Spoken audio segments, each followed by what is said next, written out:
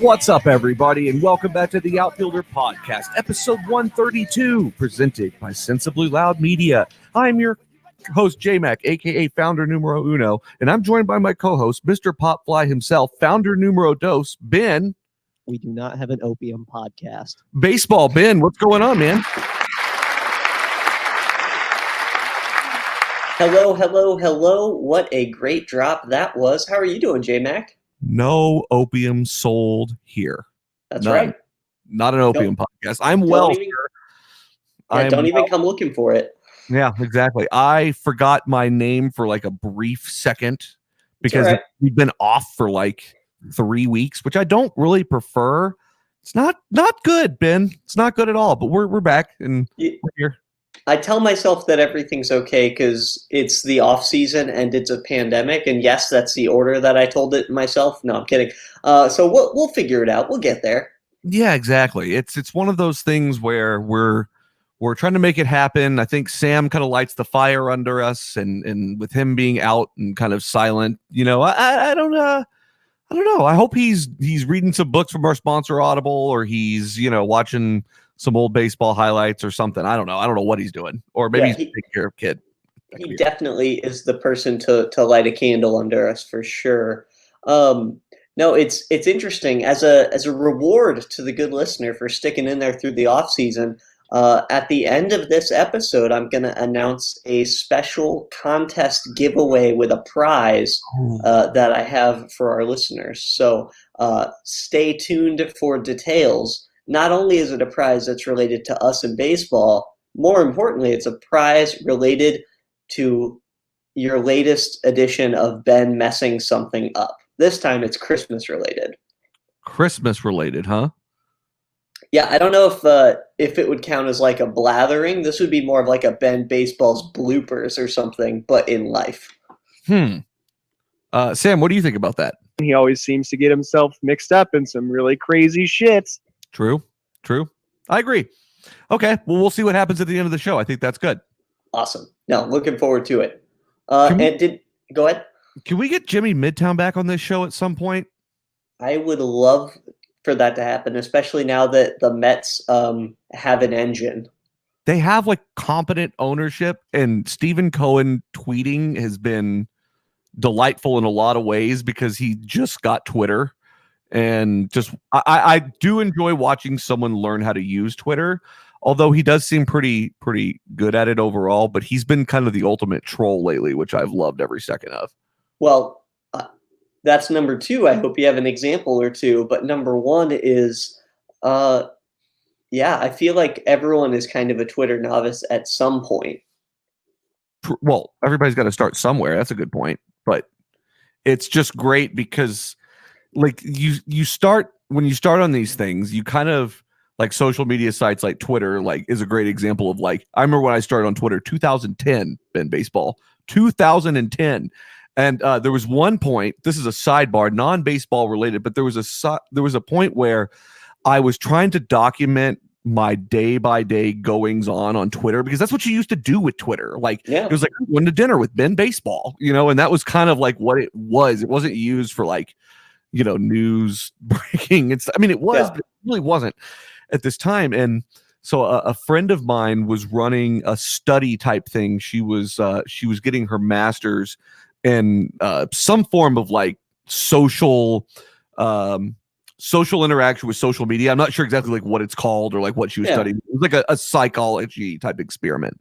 And so she wanted several of us to just kind of tweet our play-by-play, generally going to class, just got out of math, just got out of English. I didn't take just math and just English. And you did. Well, I took a form of it, but it wasn't just called math. It was. No, it might have been. I don't know. Anyway, so we have this whole like trial thing. Well, so this goes on for about a week. Well, this gets like super ingrained in my head. And, like I'm starting to like just like tweet. I started to really tweet without really having a goal of tweeting, you know what I mean? Like I was just putting things out there. Yeah. And that was kind of the point, right? And at one point I got to this thing where I was like sleep tweeting. I would like tweet when I was half asleep. Awesome. And one night I just tweeted the words foil helmet. And that's it. I have no idea why. And I wouldn't have even known that it had happened until she brought it up to me like a week later. She was like, hey, why did you tweet the words foil helmet out the other day? And I was like, I have no idea. It's out there. You can find it. Pretty good. Search my Twitter. I've got like 18 or 19,000 tweets now, but it's out there for sure. So in the old days. That's great. No, that's fantastic. I think one of my favorite little Twitter nuggets is when Tony Hawk, the professional skateboarder, will share when people like don't think he's actually him. So he'll share something where, waiting in line at the rental car place, waiting for my reservation, and the guy's like, "That's your name, Tony Hawk?" "Yep, that's me." He goes, "Oh, I deleted your reservation because I thought someone was pranking us by booking a reservation in your name." That's greatness. I mean, a prime example of not really knowing what to do with Twitter when you first get on it. And Tony Hawk, brings it home for us here. A couple of examples of Stephen Cohen tweets. I'm going to call Jared Porter now and see what's up. Don't know why. Another one is not much going on there due to the holidays. Conversations hopefully pick up this week. So this guy's just like play-by-playing what they're doing in the front office. Those are like business journal entries. Yeah, it's greatness. It really is. Spoke with Mark down in sales, looking at the big fulfillment rate, or whatever. Yeah, exactly. Exactly. Could you imagine if like everybody did that? It's a good thing that I didn't do that any further than the social experiment I had, except for the fact that you could probably make the argument that I just kind of spew out things on Twitter now too. So I don't know if really a whole lot has changed from the foil helmet thing. We are all foil helmets. Good point. Ask Smash Mouth. They can tell you. God. Well, folks, we made it 7 minutes into this podcast before J-Mac brought up Smash Mouth again. I actually have not brought up Smash Mouth the last couple of times it's come up on the show. Sure. Yeah, no, I haven't. I think you inceptioned it into our brains. Ben, there's 132 episodes. You can go back, actually 131 episodes before this one. You can go back and look through or listen through all of it and find out how many times I brought it up. You can do it. It's possible. Anything's possible. Anything is possible, but I challenge you to do so. Challenge not accepted. Can we do like a challenge show today where we just like nominate each other for challenges and see if we accept them? I love it. That one has been declined. Okay. I wish Sam were here because this is the perfect type of thing for Sam to keep track of. Yep. That's good. You love to keep track of things like this. I'll see if I can jot down a few notes of who challenges whom to what. Agreed. I had a few compliments for our freestyle at the beginning of last show. I want to give you another applause for imitating 5 instruments at one time.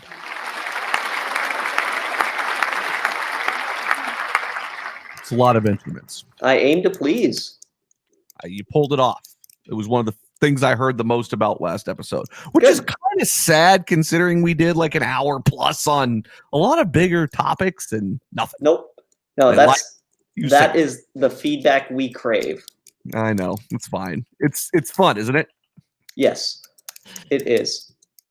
You know what might be the most unbelievable series of moves I've seen in quite some time is all the action that's happening on the West Coast this week. Oh my gosh. It's so the past few years, speaking, going back and listening to the tape, the past few years, we've talked about how the hot stove never seems hot enough. Mm-hmm. This year is proving to kind of break that mold because definitely, especially the NL West, there's a ton of moves and rumored more moves to come on the horizon. So I agree, but it seems like it's only the Padres that are doing anything, really. Everything else has been very quiet. Yes, and I want to talk, we'll definitely talk about the Padres, and then shortly thereafter, I want to have a counterpoint on that. But yes, let's talk Padres. San Diego. So let's give a little bit of background here and what we've discussed on the show involving the Padres for a long time. So the Padres, to me, are a small market team, and they have always kind of exuded that same kind of thing. I would think, correct me if you think something else, but the only thing that really ever pops into my mind is Tony Gwynn when I think about the Padres. I think Tony Gwynn And then I also think, do you remember that movie Rookie of the Year? Yes. Oh no, he played for the Pirates. Never mind. Pirates. Yeah, I was gonna say. I thought it was Pirates. Well, he played in the leagues for the Cubs, but his little league team was the Pirates. That's not important. What is important is, yes, Tony Gwynn, San Diego Zoo, Jurassic Park 2, like that's it. That's San Diego. We have absolutely been over the amazingness of Tony Gwynn before. It's one of our finer episodes, so go back and check that out. I plug in the past here a little bit, Ben, because I think it's worth going back and checking some things out. But there's an episode named after Tony Gwynn specifically, and we broke down some of those mind-blowing stats about this dude. And to the best of my recollection, that's the most notable Padre for sure. And the most notable thing about the Padres in my general lifetime. I don't ever remember the Padres being good. Mm-mm. I'm looking right now, and I'm going to see if I can just find the basic year-over-year record of the Padres. And because I really think a lot of the concept of a small market team, and I think that when you look at the reasons that happens, that they don't always necessarily make sense. So I want to give you a couple of breakdowns here of the top seasons in the last. Let's just go franchise history for the Padres. Yeah, okay? I love it. I can't even tell you the last time that they broke 500. So in 2020, obviously they broke 500. They were they had a 617 winning percentage. They went 37-23. It was a shortened season, so that's a little bit. Oh yeah. No, I do remember that now. Yeah. Hey, look, that was 3 months ago. You were focused more back on further back. Yeah. Best record. Do you care to take a guess? I'll give you a year range. Let's go from 2020 backwards to 1995. Can you tell me what year you think might be next with 98 wins? 97. 98. You were very close. Okay. You were very close. The year after that, they had 92 wins, was 1984. Ooh. 1996, 2010, 1989, 2007, 2006. So like a couple of peaks, but a lot of valleys. A lot of valleys. I would say that the last time that they were over 600, they've been over 600 exactly twice in franchise history. Dang. That is rough. And they didn't even necessarily bring it home or anything like that. Like 2020 lost in the NLDS 3-0. 1998 lost the World Series 4-0. I remember that vaguely, but I do remember that. In 1984, they lost in the World Series 4-1. They lost in the the NLDS, 3-0 in 2010. I mean, they've gotten bounced from the playoffs. Their playoff record's got to be abysmal. They've only made the playoffs and they've gotten bounced out of it 1, 2, 3, 4, 5, 6 seasons total. Jeez. They've been a franchise, and I guess I should have said this before, since 1969. Okay. So just a few years older than the Rangers. Just a few years older than the Rangers, and probably the equivalent playoff success, would you say? Well, now I hate that you said that. That's not a fun comparison to make. Jesus, are we fighting? They did lose 2 World Series. The worst part about losing the World Series is they got swept in one and lost the other one 4-1. That's tough. Oh, it's all tough. It's really not good. Well, I even looked up. So San Diego no longer has any major any major sports teams. Like if you Google and look up sports in San Diego, it's the Padres. Correct. And then NCAA D1 sports. Like that's it. You know, the Chargers left. The Clippers left. Yeah, they had the Clippers, and before that they had the Rockets. Yep. And like that's it. There were a couple of football clubs, like not soccer clubs rather, but I mean, no, it's the Padres and the ocean, and that's your entertainment. San Diego's a weird sports town. You know who would be really good to talk about this would be JB. He's a big San Diego guy. He spends a lot of time there for work, but also just for vacation and whatnot. And It's very there's just sports isn't the focus there. It just really isn't, and it's very evident in that way. And it makes you wonder, with the Padres being such a small market team, it makes you wonder if they've just kind of gotten away with that for so long. If they don't ever really have to be that good, because what's the difference? No, that makes sense. What's the difference in like 90 wins versus 80 wins when the same amount of fans are coming? You know, that kind of that. It's stinking thinking. Don't get me wrong, but it's That's thinking. their mentality. Yeah, I mean, until now, because they have in the last. So I want to fast forward a little bit. So they hired AJ Preller as their GM, who was an offshoot of John Daniels' staff here in Texas for the Rangers. And he's been aggressive, but he's also spent time building the system. And he seems like he has a really good understanding of how to put a major league roster together. That's good. And I would think that's a good thing for sure. And I mean, we've seen some of the recent signings like Eric Hosmer, Manny Machado. They've spent a lot of time putting these big bats together, making big trades, getting their bullpen ready. And they still lost in the NLDS 3-0 this year. It was a weird year, don't get me wrong, but I mean, it's still a thing that happens to the Padres. Well, the thing that we've ragged on the Padres the most about is the lack of pitching. Yes. And they traded last year for Mike Clevenger. They've made a lot of moves that have helped strengthen up, like I said, the bullpen. And they pretty much pushed all the chips in the last couple of days. That's what I would say. So walk me through it. What'd they do? So it started off with trading for Blake Snell. Big name. Big name. Would you pull up some Blake Snell stats for me real quick? Absolutely. So Blake Snell's been with the Tampa Bay Rays, and he's a Cy Young winner. And Ben's going to break us down some stats here in just a second. Yeah, his win-loss record career is 42-30. His career ERA is 3.24. WHIP innings pitched. Yeah. WHIP across those 556 innings is 1.237, which is outstanding. And that's your walks and hits per inning pitched. Yeah, and he's still pretty young relatively. He's only been in the majors for 5 seasons, so definitely a lot of tread on these tires for sure. It looks like he is 28 years old, a lot of life.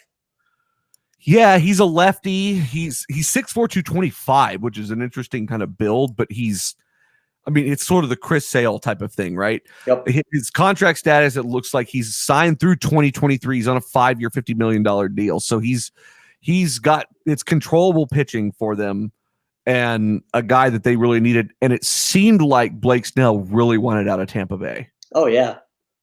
And so they traded for him. And I think that makes a lot of sense for what they're trying to do here.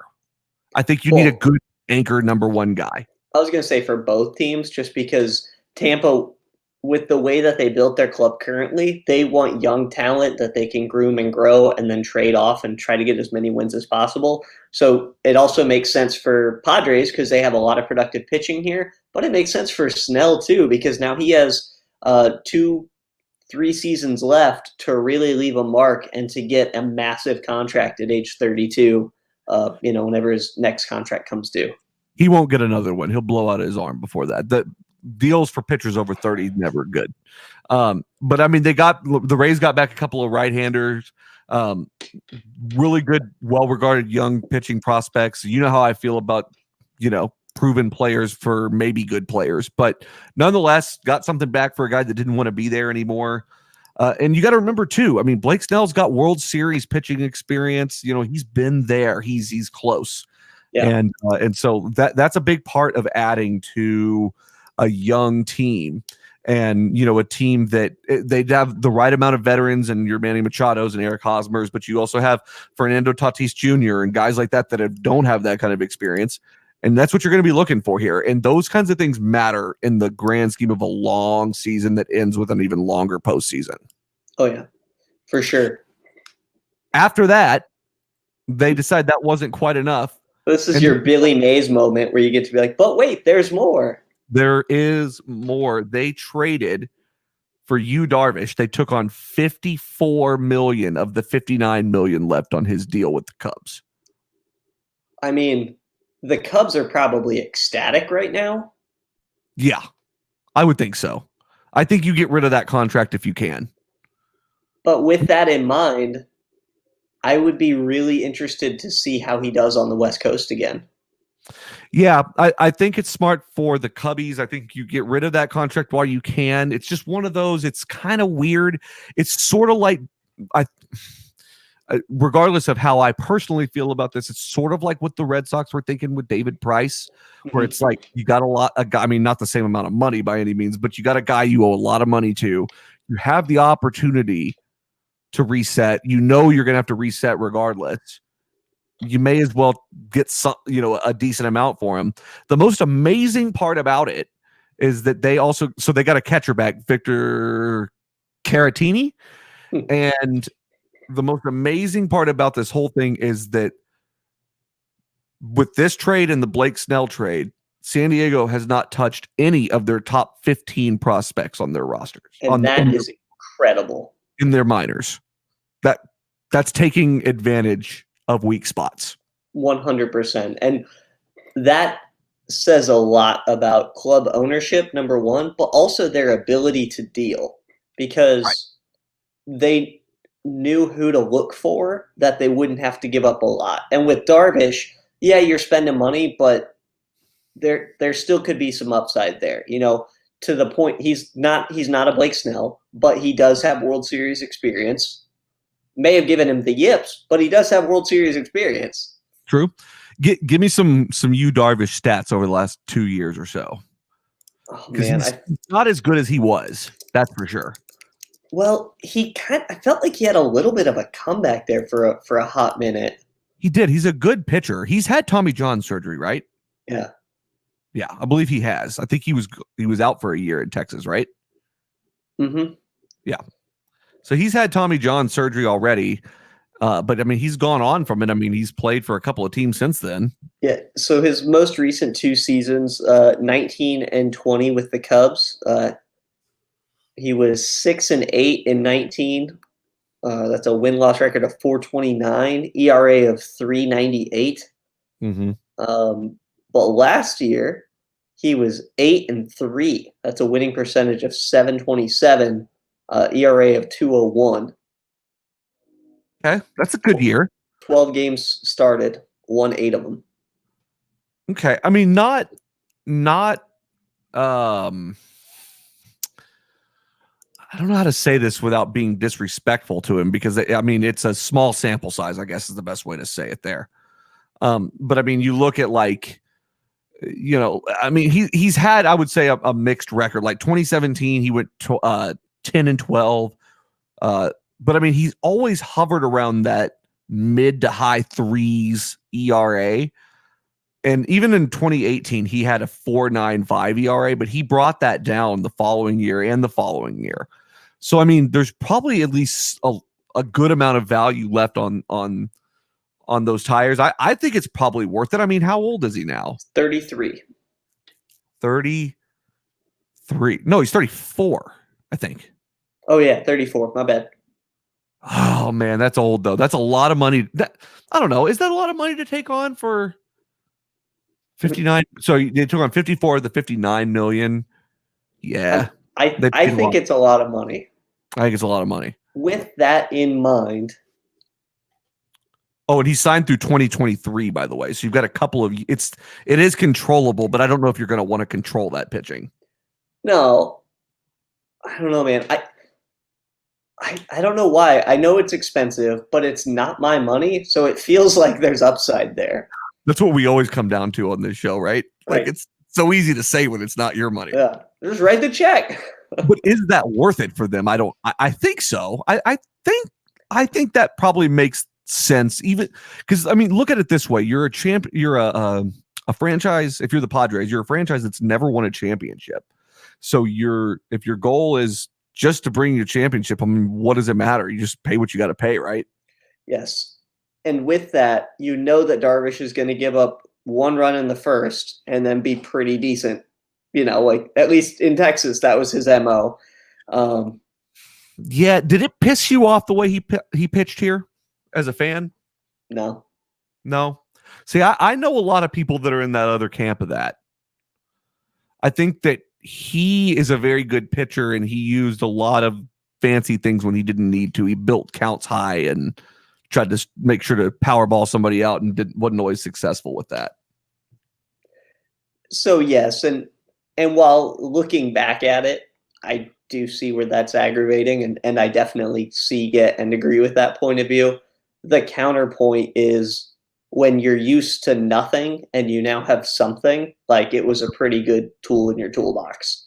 Well, I think what frustrated a lot of people about it, and what would frustrate me about it, is while I understand that logic and mentality, what you do in that is you're not being efficient. You're burning through, so say that you got a guy on a 1-2 count and you can strike him out with a fastball in the corner, right? And you know that you can strike him out with a fastball in the corner, but you decide to build the count to 3-2, even though you're probably still going to throw that fastball in the corner. But you do that. That's 2 more pitches. And say you have a ball or so, like you can build that count real fast. You do that enough times, and all of a sudden by the 5th inning, you've thrown close to 100 pitches, and you got to come out of the game versus going longer. And I think that might have been something that frustrated people more than anything else. And that's how I'm looking at it, is like efficiency and outscored and things like that. You have to think in those terms now. You have to. Yeah. No, I mean, especially we're so analytically driven. So zoom out. Who do you blame for that? Is that you? Is that the pitching coach? Is that Washington? Like who's on the hook for that? A little bit of, but who was the pitching coach? Was it Dave? It wasn't Dave Magadan. It was what's that guy's name? Oh my God, it's on the tip of my tongue. I'll as soon as I hear it, I'll know. I'm he was pulling it up with Wash for quite some time. Mike Maddox. Mike Maddox. I think that Mike Maddox gave him a long leash and let him do what he does best. Now, don't get me wrong. I don't remember what the exact argument as far as the numbers. I've seen stuff before about like what breaks down the actual numbers and stuff and what makes sense as to like the efficiency problem that he has. And I don't know that changed over different pitching coaches and whatnot, because he didn't have Mike Maddox the whole time. I know that. Yeah. So I'm not sure. I think that could have been addressed a little bit more, but it's also hard to bring a guy like that in from overseas that's a proven ace. I mean, it was the ace. It's kind of hard to tell him what to do in that sense. You know what I mean? Like that's kind of what he does. Yeah. And we've talked about that before, like in regards to the elbow and how guys treat their arms and whatnot is, especially in the Nippon League and stuff like that over, in Japan where, Darvish pitched before and, these guys like Ohtani start, you have a lot of wanting to go the distance, whether you should or not kind of thing. You know what I mean? Yeah. And you have a lot of complete games and things like that, whereas you don't have that as much here. As soon as things start burning down or going wrong, let's get a fresh arm in there. Right. And there's merit to that, but there's also, a durability and longevity issue there too. And that is what would concern me given the contract money that you're spending there. Yeah. So to tie it back in, I think with the Padres is obviously they spent $55 million, and like we said, not our money, so go for it. Sure. But are you going to get $55 million worth out of you, Darvish? And I think that unless you hoist the trophy, no, you're not going to. Even if you don't, I don't know that it matters. It's kind of a sunk cost, right? Because it's not real. It's a sum of the parts thing. Yes, but I'm saying if he completes his contract playing in San Diego and they don't win, do you feel like you got your money's worth? Even if he had lights out ace pitching? If he's good, I don't know how you complain. Okay. You know what I mean? Like it's the David Price thing. Like he was terrible in the playoffs, but people didn't see the brilliance that he brought in the regular season. And that was even before the Red Sox. That was with Detroit. That was with the Rays. Yeah. They didn't see the elegance in David Price, but the value's there. And so it is tricky, but it's a different situation because you're looking at a guy who is 34 years old and you're taking on 3 more years of him. But I would think that even if you get one World Series out of it, it's a sunk cost. It may be a sunk cost, but the means justify, the end, because you are actually, the sum is greater than the parts is really what it comes down to. Yeah, I'm hearing you. I'm picking up what you're putting down. Okay, I think you're going to get much more value out of Blake Snell personally. Oh, but, 100%. But I think that adding Darvish is a feather in the cap for this team. It's a good 1-2 punch for sure. It's not bad. It's definitely not bad. What else have they done? If they got Snell and Darvish, that shores up pitching, theoretically. Correct. So the last thing, like one of the biggest things that they've done, so we followed what during the pandemic, Ben? Everything.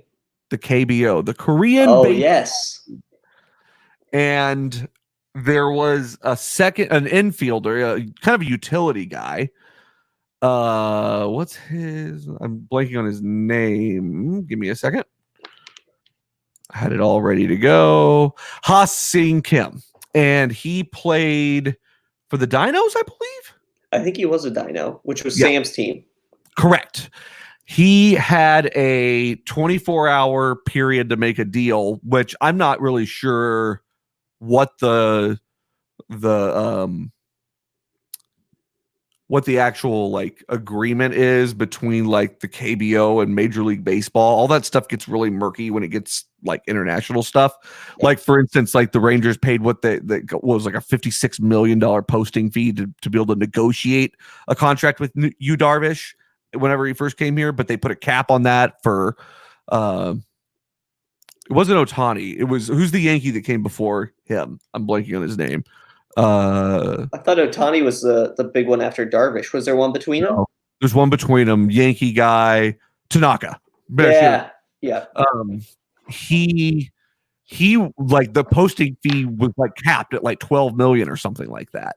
So they did that, and so they have somewhat of a similar setup, but all the same, lots of teams were going after this guy. He is 28 years old, I believe. So he's a little bit older. He's traditionally a shortstop and third baseman. I want to give you some numbers here if I can. Let's see. While you're pulling these numbers up, to contextualize this isn't just a little league team that added, 2 lights out pitchers and, a Korean all-star. Like, this is a team that was in the playoffs last year, and they did Hosmer, they did Machado. Like, these are not small potatoes. Not at all. I want to break down I want to break this down by OPS. Okay. OPS is our on base plus our slugging percentages. Okay. It gives us a good idea of exactly how effective a player is. So like batting average, for example, it leaves a lot of unknowns out. It counts things like getting on base, even though you could technically walk to do that. Yeah. So OPS takes our batting average and our slugging and not batting average, our on base plus our slugging, and it gets us a good picture of what a player's like. All right, so I want to read the last 5 years. So I'm going to go from 2015 to 2020 here, okay? He was 19 years old in 2015. He played 140 games. He had an OPS of 851. Oh, my God. Okay? That's obscene. In 2016, he played 144 games and was 836. In 2017, he played 141 games, 889. In 2018, 129 games, 832. 2019, he played in 139 games, 880. And last year in 2020, he played in 138 games and he had a 921 OPS. His all 7 seasons at each level of Korean baseball, leagues here, he has an 866 OPS. He's batting 294, on base 373. Pretty damn ridiculous. good. Those 505 RBIs in his career. Those are almost Trout level OPS. He's very, very good. A little bit older. He's 24, by the way. I misspoke. 24. Oh I don't know why. I could have sworn I saw 28 earlier, but 24. He was courted by the Mets, the Red Sox, the Padres, several other teams, and ultimately ends up signing with the Padres. And the interesting thing about it is you've got Manny Machado, and you've kind of got an infield that's spoken for, but this is someone who just wants to make it happen here. 25 years old. 25 years old. So listen to this Padres. Listen to this Padres stat I found, or Padres tweet. So it's from @Slangs on Sports. Sarah Langs writes, the Padres are the first team to acquire 2 pitchers in a single offseason who both either won or finished top 2 in Cy Young voting in any of the prior 3 seasons. Snell won Cy Young in 18, and Darvish was second in 2020. And 2020. Okay, hold on. Let me. Oh well. What's his name? Shane Bieber won this year, right? Yeah. Okay. Boy, he was second. He was second, and so like not only are they doing that this offseason, but they're doing it in a 24-hour span. Let me tell you something though. With Darvish flashing that kind of brilliance this late in his career on a shortened season, they're taking a bigger risk than they realize. Or maybe they do realize, but they're taking a bigger risk than people realize. I think they realize it's a risk. They're spending $55 million goddamn dollars. That's why I retracted and said I think they probably know. But I'm saying that this to the general pop here, I think that it's more of a risk than it may feel like. Okay. That feels like a hollowed look. What were Shane Bieber's numbers last year? I got him here.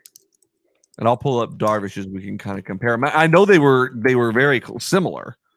Yeah, so Shane Bieber last year had a WAR of 3.3, 12 games pitched. He was 8-1 with an ERA of 1.63. That's 77 inning pitch. We had 122 strikeouts and a WHIP of .866. 163? Yeah. Holy shit! So the runner-up, Darvish, was 8-3 with a 2.01 ERA. I mean, Shane Bieber ran away with it, dude. It wasn't even close. God, I forgot how close. That was on the AL side. Who was on the NL side then? Oh, hang on. We fucked this up bad. God. Yeah, dude, we didn't have Sam here to keep us honest. I know. This is what happens when we take time off. Okay, that's the AL side. That's still a good comparison, though. Yeah. Let's see.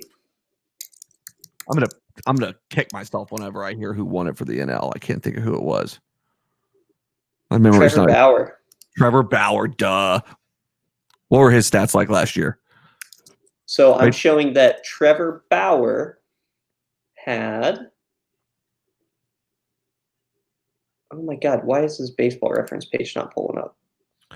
Okay, so his WAR was 2.7. He had 11 games pitched, a record of 5-4, ERA of 1.73, 73 innings pitched with 100 strikeouts, WHIP of .795. 100. So like you put those two together, and I mean Darvish wasn't even really close in that sense. A 1.63 and a 1.71. I mean, that's 100 strikeouts for Trevor Bauer is unbelievable. I mean, Darvish struck out 23 or 93. So I mean that's decent too, though. How mad would you be if it was 23? Like he was second place, he only struck out 23. I'd be saying what I've been saying about all this crap for years. It's just rigged as hell. So in that case, you aren't buying the Padres, or you are. You're just buying them in spite of Darvish. No, I am. I don't want to say I'm all in on the Padres yet. I want to live with this news for a little while longer and do a little bit more research before the season starts. I'll give you that answer when we do our season predictions. Hold me to that, if you will. Ooh, okay, that will be. I'm not going to issue it as a challenge, though, but that will be something I hold you to. Okay, perfect. I mean, this will be talked about regardless. It's not something we're going to forget about. I approach things like this cautiously optimistic because I've seen these types of super teams built before and they not work. Yeah. I mean, you know, it happens more often. It doesn't happen for teams more often than it does. I'm even cautious to call them a super team because, drum roll please, it's still San Diego. True. Can we weigh in? Can we ask Sam what he thinks about people from San Diego? Yeah, what do you think, Sam? He's a classless charlatan. Classless charlatan. Okay. You heard it here first. It's on the tape. Now- Speaking of things that are on the tape, can I give you something that we missed in our pre-show run? We don't have to spend a ton of time on it, but it is worth noting a news story that came out December 13th that made tons of headlines, rightfully so, about a team that plays in the Rust Belt. Enlighten us. Well, after 105 years in use, the Cleveland Baseball Association has dropped the racist name of Indians from their team.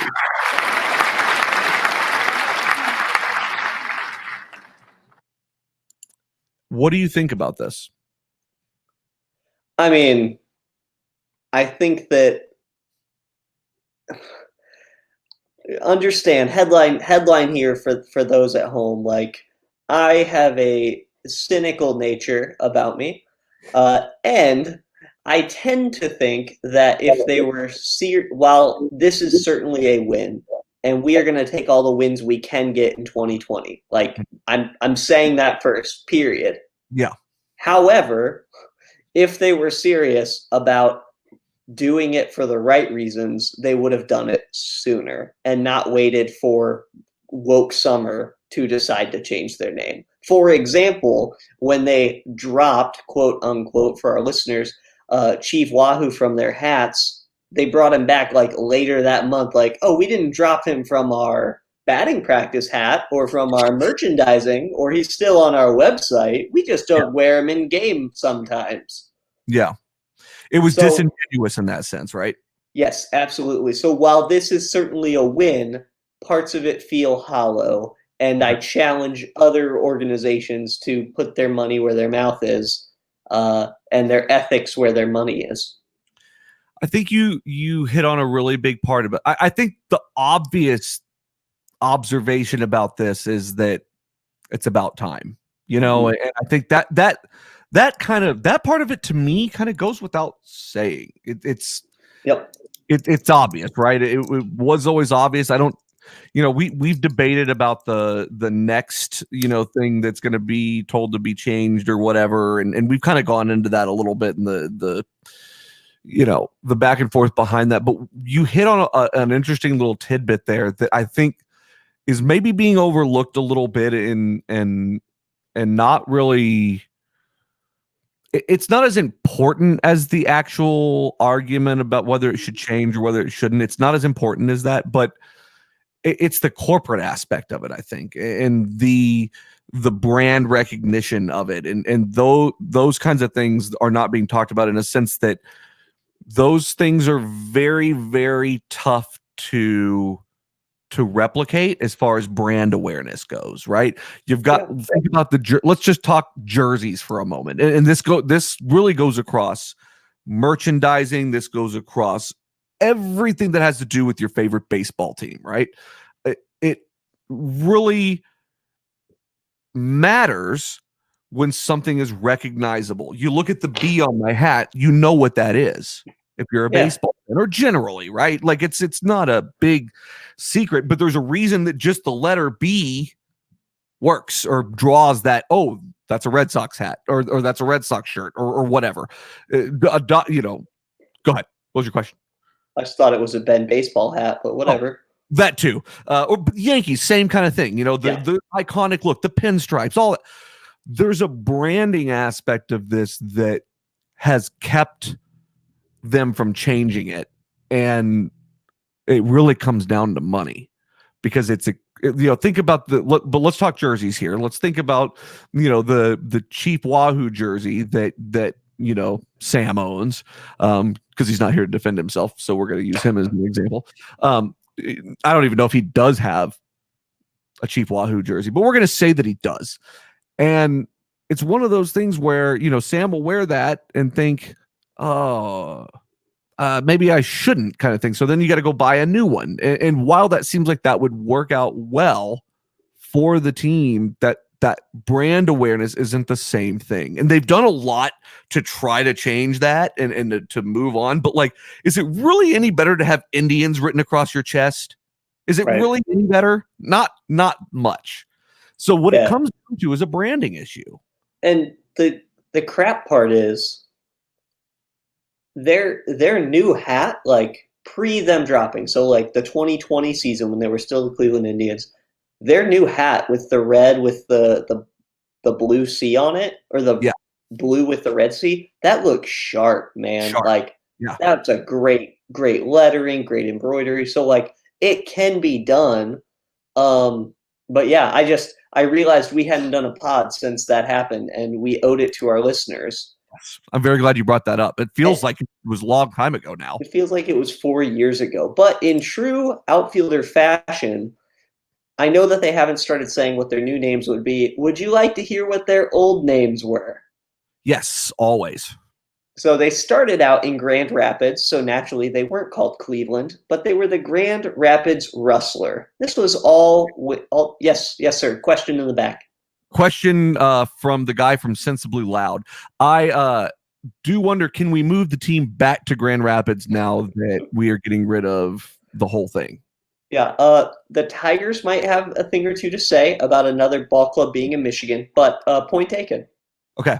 Well, yeah, so this was 1894 to 1899. At the turn of the century, 1900s, they moved to Cleveland. Hold on. Yes. Another from the back? Yes, I believe Sensibly Loud Media, JMac, yes. Yes. Why was it only like a 5-year run before they decided we got to get out of town? Well, that's a story for another day. If it's not actually a story, I will make one up, but not today. No more questions. They moved to Cleveland. Cleveland is on a lake, so what better name for your ball club than the Cleveland Lake Shores? Mm-mm. That did not fly after 1 year, so they went for pretty close. So that didn't fly, so they went for something that did fly, and for 1901, they were the Cleveland Bluebirds. Okay. I feel like putting... like whenever you say like blue birds versus like the Blue Jays, I feel like there's a stark difference there as far as like motivation and like not motivation, I guess, but effort, I guess is the better word for it. Yeah, well, and if you remember, we've talked a lot about bird teams before. There's been plenty of them with the Brooklyn Robins and plus the bird clubs that exist now. So like birds, baseball, it kind of made sense in 1900. They also changed again, though, went to the Cleveland Broncos, because I guess there were horses in Cleveland in 1902. And then their longest tenured name before the Indians. I want to talk to you about the Philadelphia Athletics, because they had, the Philadelphia Phillies had a second baseman named Nap LaJoy. That's Napoleon LaJoy. Napoleon. So the name Napoleon has gotten so destroyed these days, and that's a shame. Yeah, but in 1901, Nap LaJoy, who was the 03 batting championship, he went to play in Cleveland. So he joined Cleveland on June 4th, was a huge hit with the fans. So the team just renamed themselves after their player, and they called themselves the Cleveland Napoleons, which was shortened to be the Cleveland Naps. So, like, imagine you sign a star second baseman and you immediately name your ball club the Kinslers. Okay, that's an incredible idea. I also love the shortening of it, because I don't even think you could you could hold your head up high saying I play for the Naps. Yeah. It just sounds like a snooze fest. Absolutely. But they did. So the newspaper conducted a writing contest for renaming to shorten the name from Napoleon to Naps or something. Okay. Not only did he become their best player and second baseman, he also went on to manage the team for 4 seasons. Was it while he was playing? Yes. He was player manager in Cleveland, the team that named their ball club after him, for 5 years, and then he resigned as a manager but stayed on as a player for 6 more seasons. Holy moly, that's incredible. What did this guy have on the ownership of this club? He had them wrapped around his finger. That's right. That is unbelievable. Now, in 1915, he was 40 years old and was no longer a top hitter in the league, batting only .258. Shocking. He was engaged in a feud with the manager, and he was sold back to the A's. As a result, wasn't he the manager? No, because he resigned being manager in 1909. Yep, 6 years earlier. Anyway, so they sold him back to back to the Phillies, and basically they needed another name. They were going to be the Cleveland Spiders, but they just changed their name to the Indians. Could you do me a favor and bookmark this to present this information to Jimmy Midtown when he's on the show? Because he needs to know about this. I don't even care if we talk about it a second time on the show. Like, he has got to know about this. This is an unbelievable situation you found here. Yeah, I love old-timey baseball story names, like baseball name stories. They're one of my favorite things. So anyway, while we have spent a decent amount of time joking about Cleveland's name, I do want to give a sincere, genuine hats off to them for dropping the racist name of Indians.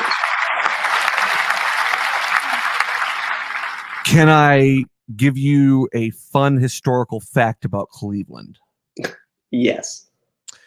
How familiar are you with the Cuyahoga River? I have never heard of that river. The Cuyahoga River is one of the most polluted and ineffective rivers in the United States. Let's pause. Hold on. I get how a river can be polluted. Mm-hmm. Walk me through how you chose the word ineffective to describe a river. It's so polluted that so I want to I don't know that I can't speak for like present day, but I know this at one point, like 60s, 70s, 80s was like the most. It's kind of like the East River in New York. Everybody knows the East River is disgusting. Does everybody know that? Is that a not known fact? Yeah, that's where you put the bodies. Right. If you like, there were situations in the 60s and 70s where the corrosiveness and the pollutants of the water would eat away hulls at boats to the point where they couldn't use them, rendering the river ineffective. Okay. My actual fun fact is in 1969, June 22nd to be exact, that river caught on fire, Ben Baseball. I had heard about a river catching on fire from pollution. Was this river Cleveland adjacent? It was the Cuyahoga River through Cleveland. And the most amazing part about it is that at one point, so this whole thing lasted about an hour before it was finally kind of brought under control and gotten all squared away. At one point, the fire was as high as 5 stories tall. Holy God. That is a lot of pollutant burning off into the air. That's a lot of fire. It's not good. It's not good. When you hear about how they're trash barges that are the size of Texas, floating out there in the oceans and whatnot, you don't have to look too far from where these, nameless Cleveland baseball team is playing. For what it's worth, I also looked up, this is according to freedrinkingwater.com, the most 10 polluted rivers in America currently. Ooh, okay. Hold on. Go ahead. So can I guess states? Well, that's yes, but the thing is matter, right? They go through they're kind of long. They can be. All right, hit me with some good ones. So some notable ones you'll recognize. The number one, Mississippi River. And then the areas it's most polluted, Tennessee, Arkansas, Louisiana, Missouri. So in that stretch of it. Okay. The Ohio River is pretty polluted. The Savannah River in Georgia and South Carolina, so over near Sam.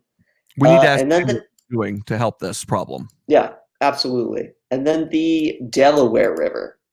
Now, I do take a little bit of issue with the list because they say the second most polluted river is the Pacific Ocean, which is by definition not a river. Not a river. So some of this credibility is shot. That being said, I do believe that a lot of these rivers, if they flow towards the Pacific, they don't help it a lot.